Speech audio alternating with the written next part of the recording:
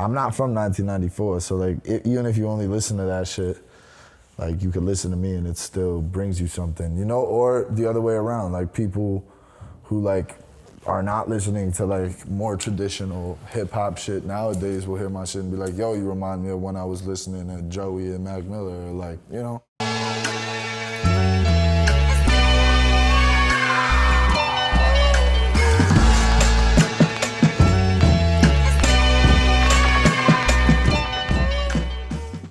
My boy, what's good, bro? What up, my man? How you feeling? How are you feeling? I'm good. What you been getting into today? Shit, I was watching a bunch of old WWE shit. Like who? I was watching the Dudley Boys versus Edge and Christian versus the Hardy Boys. So I was trying to like... That's something I never got into, to be honest. Really? Yeah. So I was watching it with my girl and she was like, I don't understand this at all. And I was like, trying to show her like the illest match ever, which is like, that's one of the illest matches ever. But she was just like, no, like that. I was like, bro, they're like getting thrown off ladders through tables and shit. Like, how do you not think? But is it like, not scripted? It is, bro, but then you gotta respect, like, bro, like, what? Like, yeah. It's like, oh, I'm not gonna watch a movie. Like, that's fucking scripted. Like, you know what I'm saying? Like, you can still be like, they're a great actor. Yeah. Like, bro, that shit takes so much, like, athleticism, and you gotta be tough, and you also probably gotta have a coke addiction or a steroid addiction. Oh, easy. At least in the 2000s, when motherfuckers was like, bro, they was like bleeding and like, bro, it was crazy. Like, you gotta respect how crazy that shit is. Like, yeah, like, is it like the NFL or like the NBA where it's like any given Sunday or like games? No, bro, but like, they have to like plot all of that out, and like, I don't know, I respect the craft of it. And when I was little, I just was like, yeah, like, hit him with the chair. Yeah. And, like, I just thought it was cool, and I knew it was fucking fake. break the table. Yeah, I knew it was fucking like fake, but like it was just entertaining. You know what I'm saying? Like, I don't know. I wanted to be a wrestler before I wanted to be a rapper, yo. But Yo, low key, now, Lord like, Sko sounds like it could be a wrestler. Yeah, I mean, yo, there's a lot of parallels. You know what I'm saying? Shout out to Westside Gun. I was just in Chicago on Saturday to perform at Heels Have Eyes 3 with Static Selector. A lot of cool people was there. Dave East, Boldy James, Rome Streets, Stove God. Gun, obviously, a bunch of like upcoming wrestlers. He threw a wrestling show that rappers performed at. That's hard. It was ill, but there's like a lot of parallels in it just when you think about it, you know, and like, you know, as a rapper now, like seeing how it is, where it's just like, yo, like as a rapper, you gotta have flair, you gotta have character, you know, like, and obviously like the wrestlers, while it's much more like goofy and animated, you know what I'm saying? Like there's extremes of that with rappers too. Like obviously like we clown them, but yeah, they're getting millions of streams and dollars. So who's really the clown, right? But the clown, I guess. But if you're thinking about it, look, bro, like long-term career though. Yeah, 100%. And but with that being said, like you still gotta have aesthetic. Like what I tell a lot of my friends who's like. Like branding. Yeah, branding. Yeah, you gotta have a brand. You gotta build a brand. Very true, and that's what wrestlers do, like whether you like it or not. Not whether you like it, but just like they're building brands. Like, you know, even if it's like you gotta be a goofball, or it's like you gotta be John Cena, you gotta be like the all-American babyface, or you gotta be the heel, you gotta be the villain.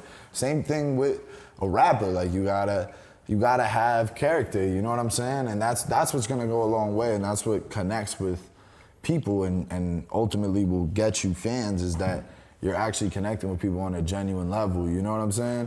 And it's like, obviously it's a double-edged sword, right? Because like what we should really pride ourselves upon in hip hop is like being authentic. So if you can build a brand that's authentic to you, it's gonna connect with people. On the other hand, you could totally build a brand and an image that has nothing to do with anything you've done in your life.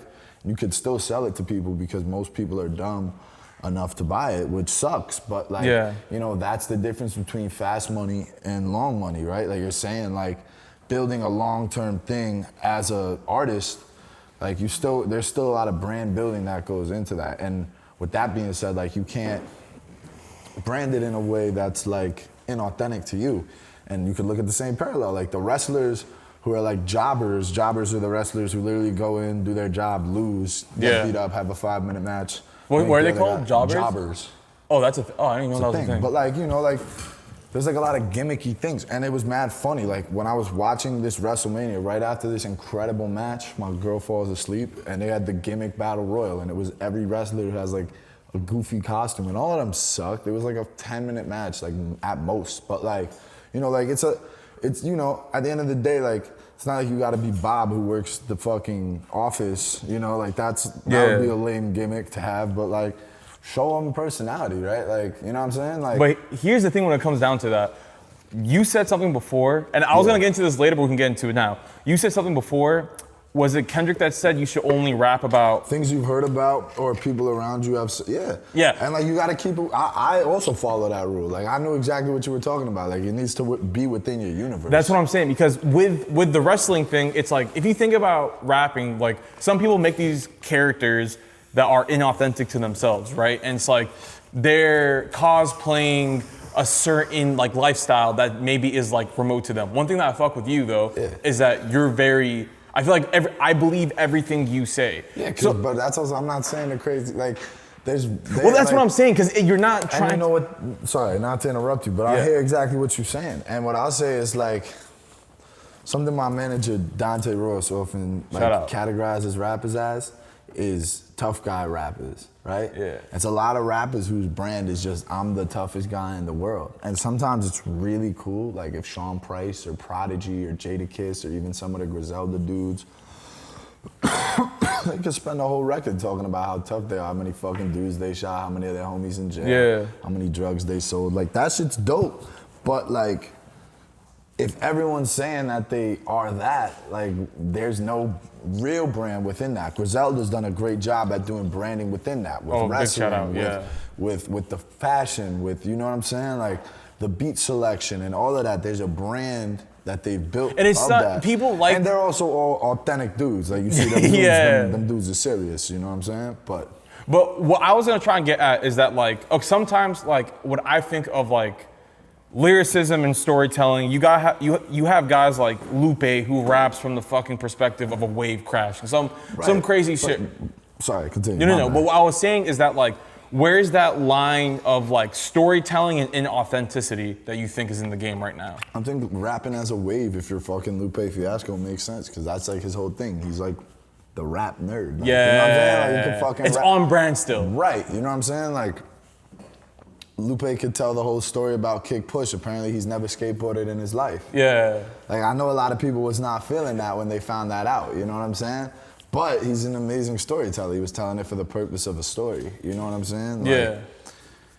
Like, you know, like at the end of the day, it's like, you still gotta, you know, like there's examples of other things, but like you gotta like still be somewhat grounded, right? For sure. Cause like the toughest people in the world are not rappers. They're the people who we don't hear about unless they're taking rappers' chains. Exactly. Like there's examples like King Von where it's like someone who's like seriously like a genuine felon who's a rapper, but like on the end of the day, the whole thing that's celebrated as a common theme in hip hop is like escaping that, right? And like having that be your past. Yeah. And like you put yourself in a different financial bracket, you put the people around you in a different financial bracket, and like you can escape that, right? And the curse is that many rappers still can't escape that, like, you know what I'm saying? But going back from the beginning, so you from Washington Heights? I am. Born and raised? Born and raised, yeah. How's living up there? It's dope, man. You know what I'm saying? It's still a lot of culture up there. Still feels like New York. Like when I take my friends up there, when my friends come visit me, they're like, oh, this shit still look like New York out here. You know what I'm saying? Like, which is cool. Was it insulated from like all the gentrification? I mean, it's starting to like creep in, but yeah, it's been pretty insulated. Like it's a lot of rent controlled apartments up there, a lot of families that have been living up there for like years and years. So like, mom and pop shops, like, you know, it's good. And it's like a lot of pre-war buildings. Yeah. So it's like older, and most of the apartments are a little spacier than like the fucking shoeboxes. And bro, straight up like matchboxes, bro. Yeah, it's terrible. I mean, but you know, the Heights is like beautiful. Like the architecture got a lot of character. You know, like I take a lot of pride in being from up there for sure. One thing we were talking about a little off camera that I want to get into is what do you think about, and I don't blame them for nothing, but like maybe you could speak to it as a local, when people kind of come into the city and move out here and make everything kind of like more expensive while pushing. I mean, like, look, that's like a part of New York, and that's a part of like just major urban cities and like just in general. But like, you know, it's very bad with New York. There's a lot of appeal in New York. I feel like a lot of that is because the media glorifies New York so much. It's like, oh, it's the city. So like people come here, but like if people want to come here, take Instagram pictures here for 2 to 3 years, would never want to build anything here, contribute to the culture, they're gonna go to the Starbucks every day and not the mom and pop shop. And they're just gonna post and take. So they're still like feeding into the corporate. Exactly, which is what's killing the city. You know what I'm saying? And it's really unfortunate. Like when I respect it a lot more if someone moves here for like an artistic purpose. Obviously, like you get a job, even though the corporate people are fucking shit up. Yeah, you gotta come do what you gotta do. If you're making money, then cool. Like, but like also like contribute to the economy of the city. Don't just like put that back in the fucking billion-dollar corporation's pocket, because you could do that anywhere in the world. You know what I'm saying? Like, if you're gonna come here and do the same shit that you was doing in another city, that's, you know, like it's just, look, at the same time, like it's a double-edged sword, because this whole city was built by immigrants coming here from Ellis Island. Obviously, immigrating for a new life for your family is much more honorable than being like, hey, I'm gonna come do a thrift haul in New York. Like, you know what I'm saying? Like, motherfuckers need to shut the fuck up, for real. But like, you know, it is a very, you know, hard topic, you know what I mean? But at the same time, it's like, you know? When I think about you, bro, and I think, like, especially like an album like Museum, which we'll get to in a bit, it's very pure. That's just raps and beats. 100%. Like, that was really bare bones. Like, not gonna lie, like, that was really the first project that I like took seriously and like put money into and like shot music videos for, and like really felt like I could present. And while I feel like I've gotten a lot better, like I listen to a lot of it, I'm like, like, not like but just like in terms of like what I could do now, I'm very like eager to just rap. Like that's really what I wanted people to like hear that album, just be like, oh, you could rap. Cause that was really all that was like on my mind, was like I just needed people to think I was nice. You know what I'm saying? I bring that up to say that's in its purest form, and you also come from a part of the city where it's still like pure New York in a sense, where it's still maintaining all the culture. Do you feel like being somewhere where you're kind of like insulated from like all the change around New York, did that like affect the music that you want to make? 100%. I definitely think that there's parallels to that. And I think even in the places that I don't go to in Washington Heights, because I'm really all around. Like I'm from Washington Heights, but like you move. I move around. I'm from everywhere. Like, you know, I'm in the Lower all the time. Like I'm in Brooklyn a lot. I'm in Upper West Side, Harlem. Like I move around. You know what I'm saying? So I do a lot of different things in different areas, and like with that being said, like I try to like still be in the spots where like I know I'm welcome. You know what I'm saying? And I know that type of energy is welcomed, and I know that those might even be like spots for that shit. You know what I'm saying? Yeah, for sure. Cause like to go back a little, like as the city changes so much, it creates a stronger counterculture. So in what way? In the way of like, we see like this fucking Wall Street ass finance bro, fucking Instagram influencer girl influx in the city. Bro. And like as New Yorkers, like it makes us want to double down and be like, like, well, I'm from like I really am from here. Like, you know, like, bro, like I've gotten to the point where I'm such an asshole outside. Like I help an old lady and shit, like, but like, yo, I'm so, like, I walk past people on the street and I just like will diss them. I'll just be like, this fucking guy, like, you know, if I see like a big group of fucking idiots standing by the train, I'll walk right towards them and be like, what are we doing here, people? Like, we gonna move? Like, what the, like, I'm a fucking asshole. Because I'm from here, and I feel like I've earned that right to be an asshole, which is like, you know, like, honest to God, like, you wonder why old New Yorkers are grumpy. It's like, bro, fuck these people. Like, people and I also suck. feel like a lot of people came here to cosplay them like struggling. Yeah, people want to fucking play Sex in the City and Friends, and it's like, shut the fuck up. Like, yo, like people, like I swear to God, people come in here and think they're in Sex in the City or Friends, like, and that's like dead ass, like they're cosplaying that shit, like, and that shit is so lame, bro, like so fucking lame. I'm saying, like, don't even go, like, it makes me mad. Like, and like, well, with that being said, like, what it creates is like a stronger counterculture because people feel like they need to like buckle down on shit. Like, and that's what you gotta also realize is like, those are like cultures that kind of emerge, not like necessarily like out of like struggle, but like shit like the punk culture and like hip hop and like within hip hop, like skateboarding and graffiti and like, you know, like shit like that, that's like, kind of frowned upon and like it's kind of like a answer to like what's going on in like the bigger picture of the world. For sure. You know, like that shit means a lot, and it creates a stronger community within those people because it's like, not to say they're not, but they feel like they're doing something different, which they are. You know, so like. That involves pride. That involves, you know, people feeling like they need to double down on shit. Like, you know what I'm saying? That like, reminds me of like, I'm pretty sure you know. I'll tell you this, like if like a Lil Baby fan, no disrespect, is not as loud about how much they love Lil Baby as like a West Side Gun fan or like a Joey Badass fan. You know what I'm saying? Because they're feeling like they're holding on to something that's like dying. Right, or even like, you know, like Suicide Boys, right? Those are like the considered like, they're not underground, but they're not signed, but their fan base is so strong. They can sell out anywhere because there's like a pride and a sense of community within that, right? Like, so it's like a lot of shit like that. Like, you know what I'm saying? Like, certain artists like cultivate a culture. Like, that's what cultivate, like the word comes from, you know? Like, if a fan base has a culture, Tyler, the Creator, has a huge culture within his fan base. Huge fan base, yeah. Like Kanye, like, you know, when people will like fight about you online and look stupid, like bro, they love you. Like, have you seen your fans do something similar?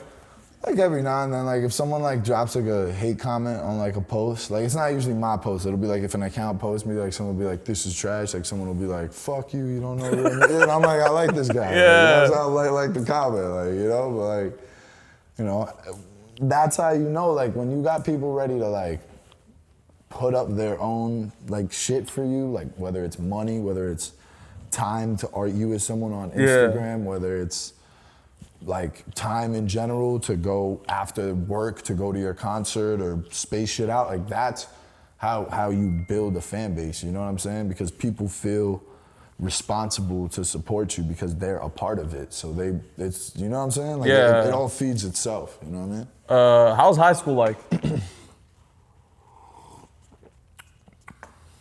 Beans and balls. But what's it called? High school was cool.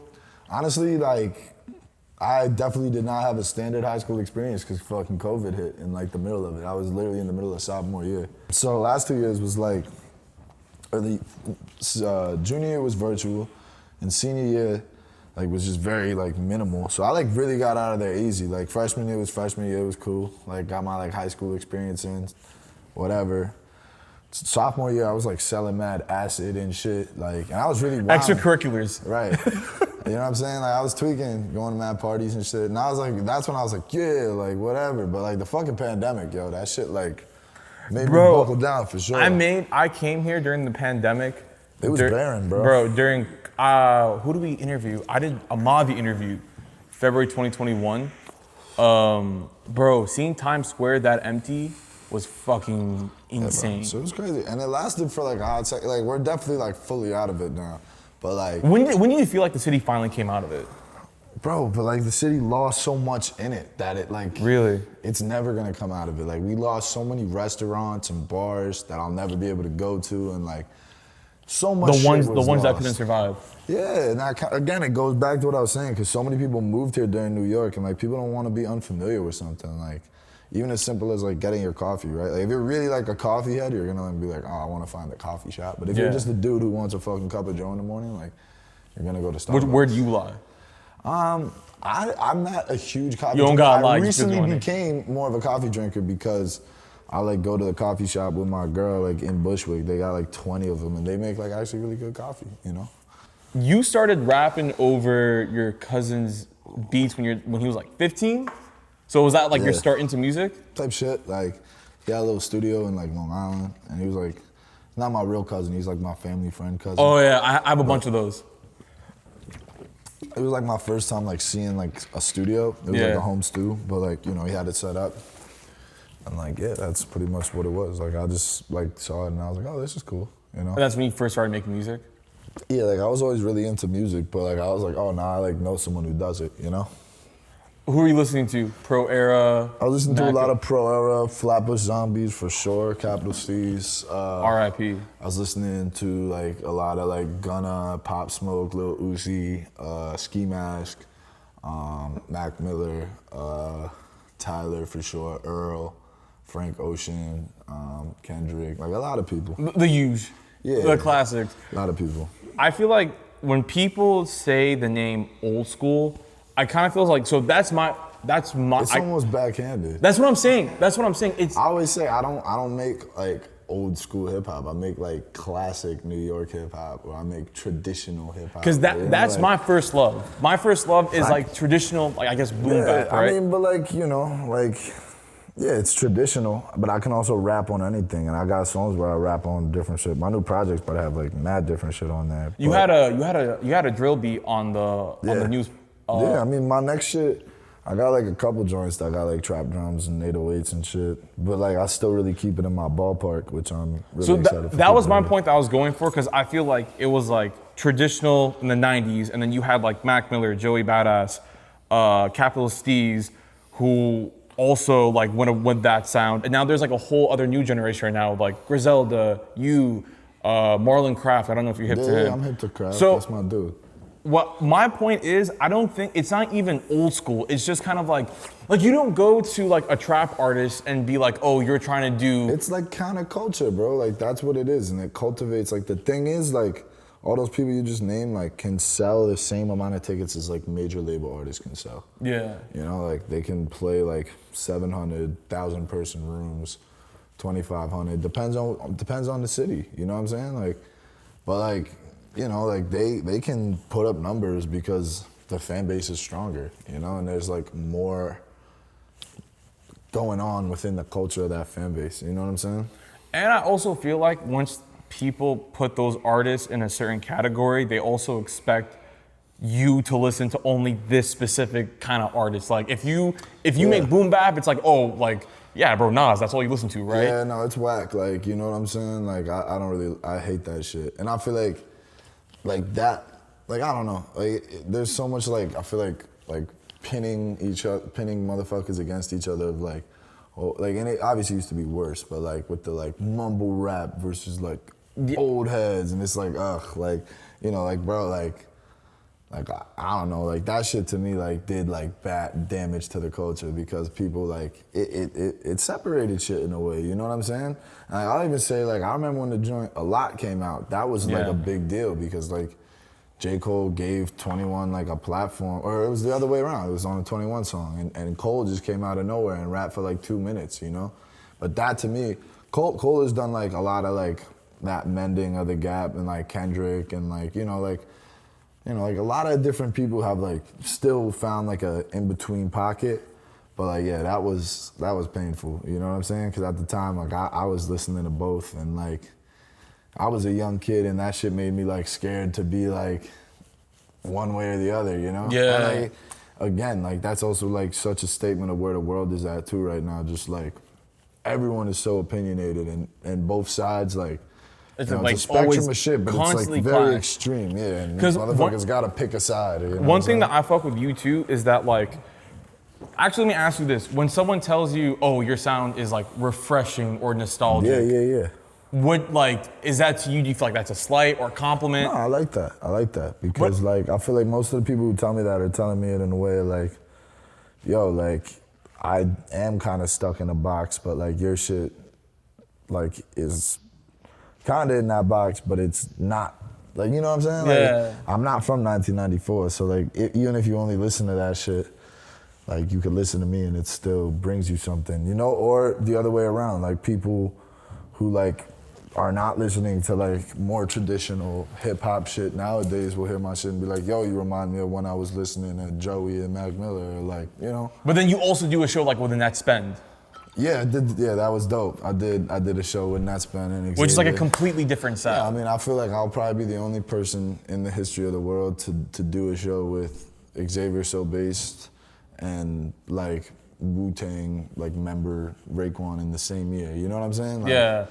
And I want to ask, was that like kids an or intentional whatever. thing when you're trying to like, because I guess like the old heads were like, oh, this is so refreshing, and then I also, actually really had no idea who was gonna be on that card. Like shout out my homegirl Amelia for putting that together, and like Chair NYC, like my man Alex linked it. But like, yeah, like they just hit me up and were like, we're throwing a show. Like it's like gonna be like a party. Like, do you want to perform? I was like, sure. And I saw the flyer and I was like, holy shit! Like they got some crazy people on there. You know what I'm saying? but when it comes to your sound, it's like, because like the old heads are like, oh, this is so nostalgic. Then there's also like the counterculture that we're talking about of like younger people getting back into that sound. Is there like a weird middle ground that you always like you're treading between like I want to satisfy like both ends, or you? I do want to satisfy both ends. You know what I'm saying? But I feel like I just got to keep doing what I'm doing. You know what I'm saying? Like, and like again, like that's just because I like both ends of the spectrum. Yeah. You know what I'm saying? So it's like yeah, like to me, it's like I'm just doing what I want to hear, truthfully. You know what I'm saying? And like I listen to like all types of music, so you know, like at least definitely within the hip hop confines, like I'm everywhere from like fucking MF Doom to like Polo Perks. To, you know what I'm saying? It's like, not just one sound. Yeah, not at all. Like I'm all around. You know what I'm saying? And I fuck with Cardi shit. I fuck with a lot of random shit. You know what I'm saying? Like songs is fine. I fuck with Chief Keef. Fuck with G Herbo is one of my favorite rappers. Like like I fuck with like a lot of different shit. So I'm not purely on like the like boom bap purist shit. Yeah, you know what I'm saying? yeah. You did an exercise in 2023 where it was like every day you put a song on a playlist. Yeah, man. Nah, I mean, I still do that shit. I kind of been slacking this year, but Really? yeah, a little bit. But then I like catch up. And, like, If you add some went back to songs. 2023 and could pick a song that like your friends would be surprised that you had on there, what would it be? You could cheat. Yeah, I'm gonna check right now, actually, because I have it. I mean, I got like some Sade on there. I don't know if that's like super surprising because her music is fire. I got The Clash, Roy Ayers, but then I also got everything from like Earl to like Devin the Dude, DJ Premier. I was a big Earl head. Freddie Gibbs, Jim Jones, X. A lot of different people. 50, Danny Brown, Al Green, Common, Ghostface Killer, Pun. Didn't you meet Rob Common? Marcy. Yeah, I did. I performed right after him, right before Funk Flex. It was crazy. Shit was dope. That was like the illest shit ever. I was actually just talking about that the other day. Really? Common is a super cool dude, yo. Got a lot of dope shit. Mike is dope too. I like Mike a lot. Mike is part of that counter. I feel like he was one of the spearhead. He's like one of the first. Like him and Rock Marcy are definitely like two of the people who've kind of like cultivated this like second coming of like that like drumless, like hip hop but drumless. It's like cool. Like they both kind of. Rock Marcy was like the first to do it, but Mike kind of took it in a more experimental, less like raw, straight hip hop way. But yeah. When did you feel like music was like, oh shit, this is like becoming a thing now for you, career-wise? Honestly, like, I don't know. Like, I just kind of like dove in head first. Like, I just like, I caught the bug and I just was like, I'm gonna do this. You know what I'm saying? So like, that's really what it was. And then like, obviously like, the world was like going to shit. You know what I'm saying? Yeah. Because of fucking COVID and like.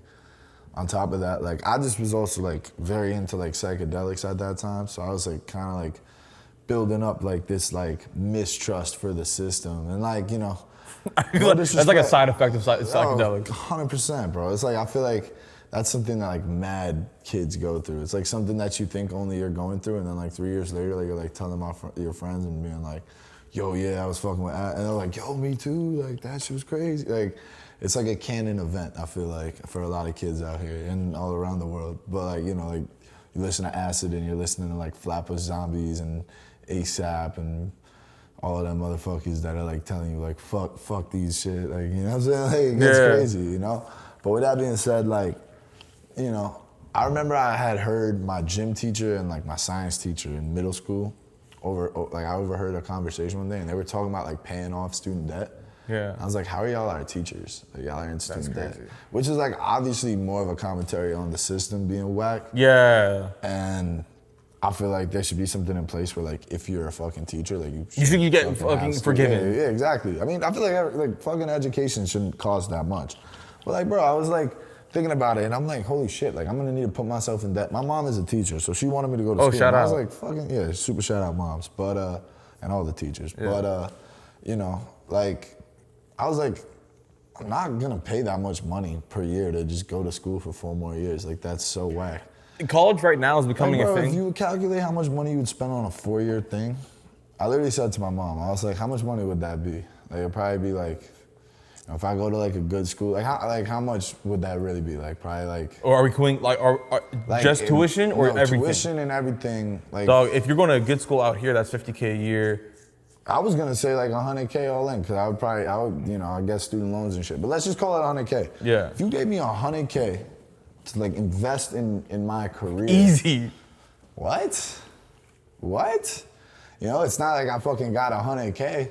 That's not how it worked. But I just said, I was like, yo, like, literally said to my mom, I was like, yo, if we were to spend that much on college, why don't we just get that and you could buy me a Drake feature and we can never worry about anything again. Like, yo, like shit's crazy. Like, and obviously that didn't fucking happen, but I just was not really going. And me and my mom kind of worked out a deal where it was like, I applied to some schools, I got into a couple. So did you start or no? No, I didn't. I took a gap year, or I like deferred the first year. And like my rule with my mom was like, if I could like make something happen in that year, like I'd be good. And like they were playing my records on Hot 97 by the end of the year, so I was like. But how was that year in terms of like being under the fire to like, fuck, something needs to work now? Does that like get? That shit crazy. I was mad young, but I also like, it's not like my back was like so against the wall. It was like, oh, like be a rapper, yeah, go to college. But like still, it was like. It felt like a lot though, like, and like, you know, I'm very grateful that it's worked out for me. You know what I'm saying? Like I'm very, very grateful for that. And you know, obviously like that shows the privilege I had as like a 17-year-old like mid-class white kid. It's not like I was like, I need a rap to feed my family, or like, you know, I don't got no fucking son or nothing like that I gotta worry about like feeding. I'm like, shit, I need to get some fucking food, you know? Like, you know, like I need to like, you know, it's not like I was like fighting to put food on the table. You know what I'm saying? Like I lived with my mom, like I was just trying to like work really hard. You trying to get the fuck away from college, that's what it is. And I was trying to like, you know, just find my path with the shit, you know, which I ultimately did. So that's a blessing, you know what I'm saying? But like, yeah, and that's a super blessing. When you're trying to get so far ahead in your career at an early age, do you feel like there's moments in time where like, fuck, I want to step back and like kind of live my age? No, I'll be honest, or do you feel like you have to like grow up faster? Honestly, like I would always like leave a little earlier than my friends would, because like I was really taking care of shit when I was like 15, 16. I was still wilding out. Like when I was 16, 17, I'd say was really the age where I started like really buckling down and like being like, yo, I'm gonna hang out for a few hours, but then I'm gonna go home and work on my shit. But now it's like, dude, like I'm 20 years old. I could go to mad different spots. People show me love, like I'm fucking actually famous, which I'm not, and that's cool. And like, you know, I can get New York people. Bro, now it's like, bro, I see other kids who's 20, and I'm like, and they're looking at me like I'm big homie because I could do shit. You know what I'm saying? Like, yeah. I got pull in certain areas, which like, yeah, I committed myself for 2 years. Now it's actually cool. Like, what the fuck was we gonna do when we were 16? Like, get a bottle of vodka and try to find a free crib, because that's what we was doing. Yeah. Getting the cheapest bottle of fucking Svedka, and like everyone calling girls and being like, yo, are your parents out of town? We're gonna have like, we're gonna fuck shit up. Like, you know what I'm saying? Like, yeah. Or just like literally going out, being cold for like 3 hours and drinking Hennessy on the stoop. Like that's what motherfuckers was doing, like arguing and shit like that. Like just tripping and smoking weed. Like it was cool though. Like that's like how you build it. Skating, graffiti, like fucking breaking into lobbies and smoking in the lobbies. Like that's what motherfuckers was doing when we was like 16. Trying to like set up stains. We'd find like little private school plugs and fucking rob them and shit. It was awesome. Like it was so much fun. But like I also was like, it's time for me to like focus a little bit. And now it's like, we don't have to do all of that. You know what I'm saying? Yeah. Like, we can still get into shenanigans every now and then. Don't get me wrong, but we avoid the shenanigans because everyone's working towards something, you know. And I'm protecting something, you know. It's like you have a lot more to lose now. Yeah. I did. I've had to do it to a few people though. And I think the dopest way that I got put onto you is that like I got put onto you music first, and then it was like, oh, he also happens to be 20. You know, so it's funny you say that too, because one of the biggest compliments I get, at least, is when people are like, yo, I didn't know you were white. And most people don't know I'm 20. Yeah. People hear my music and they meet me and they're like, holy shit, like I would have never thought you were white. I'm like, dude, like my face is on both of my album covers. And people are like, yeah, but just like when people play it, like you don't sound like that. And to me that just says like, wow, like you actually rap good enough and you sound comfortable where it's like I wouldn't think of you as being like other, you know? But you know, then I look like a fucking crazy ass white boy. Motherfuckers are like, who the fuck is this guy? It looks like he fucking fell out of 1993 in the Airheads movie, you know? Like, going back to the album covers though, yeah, you love animation. I do. And you got Courage the Cowardly Dog I do. tatted. This is very fresh, very fresh. But I'm a big cartoon fan. I want to do like an album one day, like. What got you into cartoons? Because even being a little kid and watching TV, fucking like I just watched a lot of TV when I was younger. Like I love cartoons. I always was watching like Cartoon Network, Boomerang, Nickelodeon, like Disney XD. You know, like that shit was ill. Like I fucking love cartoons. Even to this day, I fucking watch mad cartoons. Who do you watch now? I watch a lot of Bob's Burgers. I watch a lot of Rick and Morty, Family Guy, Regular Show, Gravity Falls, Adventure Time. I was watching Courage the other day, and that's what like inspired me to get this tat, because I was like, this show is an actual shroom trip. It's a lot of cool shit. Like I don't know, like I definitely fuck with that shit. My next album cover is probably gonna be the first one that I have like drawn, and it's not gonna like be like an actual picture of me, but you know. Yeah. Oh, so it's completely drawn. Yeah, I mean, because you had a museum where it was you holding the painting. Right, that's an ill cover. And the United Palace cover is ill too. And if you look at them, like they're kind of. And that's an homage to Big L, no? Yes, it is. Yes, it is. You know what I'm saying? Rest in peace, Big L. You know what I'm saying? But yeah, like, you know, those album covers, like those, I feel like that's like those albums are almost like connected in a way. Like I didn't like do it like intentionally, but like they're similar in the sense of like songs and like, not like songs, but like the amount of, like you can listen to one and the other and they kind of sound like an evolution. You know, like this next shit is like, to me, gonna be very different. Like, you know, it's called Piff. I've been working on it. It's more like psychedelic and experimental. Definitely still keeping it super hip hop though, but you know, some new shit on there for sure. Before I get to that, I actually want to talk about the museum album cover. Yeah. The way that you explained it was interesting. So it's kind of like the painting is like a path, and like you holding it means like you're choosing your path or something like that. It's like, yeah, the art is in your hands. At the end of the day, like if you're making an album, if you're an artist, like all of those choices should be up to you, you know? And like you shouldn't be making them for other people necessarily. You should be making them because that's what you feel like is what represents you as an artist, you know? And that painting is dope. Shout out to Lord NMF, dope artist from the Bronx. He live in the Bronx, but I think he's from Brooklyn. But he does a lot of dope shit in the underground hip hop community. And that shit, it has like a train map on it too, so it's cool. It's like a very detailed joint. I have it hung up in my living room. If we're talking about choosing a path, where would you see yourself like 5 years from now? Probably kicked up in LA somewhere. You know what so I'm saying? You want to leave the city? I want to be like bi-coastal, you know what I'm saying? Like have a little spot in New York, have a little spot in LA. But I could definitely see myself out there. I think for me, what I like ideally really want, and what I feel like I haven't really been able to do fully as an artist is like I still really like live my life. Like if you follow me on social media, like you know that like I just really be out and about a lot. Yeah. Like I'm in the studio a lot. I'm always writing, but like I've always wanted to just like take some time and just like fully like just be in a home studio setting, like just have like a fucking engineer like who's just with me at all times and just like be always recording. Just you know convenience. So I feel like that's what rappers just like should do. Like when you get your money, like go get a crib, set up a fucking studio and like do it, you know? I could do that, but like I'm bad at engineering myself. When I engineer myself, I just like end up doing too many takes, yeah. But you know, it's good to have people around you too, because like sometimes you could do it and someone just might need to be like, yo, that was perfect. Like, let's do the next one. Be like, yeah. What made you want to make that homage cover to Big L? So I'd been thinking of a way as to present the United Palace cover, because I knew I wanted that awning to be in it. But I was just kind of like thinking of different ways to present it. And I noticed that they were kind of similar color schemes. And obviously Big L is a big inspiration to me. He's from Uptown. In that album, he gives a lot of shouts to his neighborhood and where he's from in Harlem. And that's like not too far. It's about 2 miles from where I live. Which in the city is a lot, but yeah, that is a lot. That's yeah, like but, that's 25 minutes. I have a lot of friends from around like the way there. You know what I'm saying? So like, you know, I just took the parallels of like that really being his story about where he's from, and I was like, this is my story about where I'm from. You know what I'm saying? But we killed that, man. Shout out to Short Photo Rob and Jelly Schmid, who did the graphics.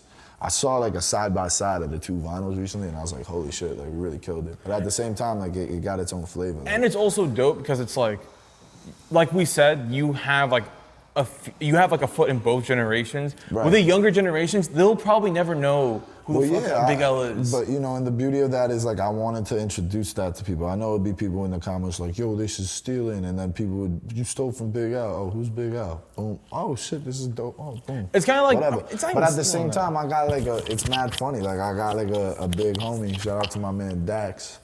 And he saw the same picture I was talking about with the vinyl, and he was like, yo, this totally slipped me. Yeah. And I know he's a Big L fan. Like, he's a super hip-hop head, you know what I'm saying? But he didn't peep it until he saw them together, which also speaks to, like, how you can flip it into your own. Obviously, it's an homage, but, like, you know, Playboy Cardi did the same thing with the Slayer magazine.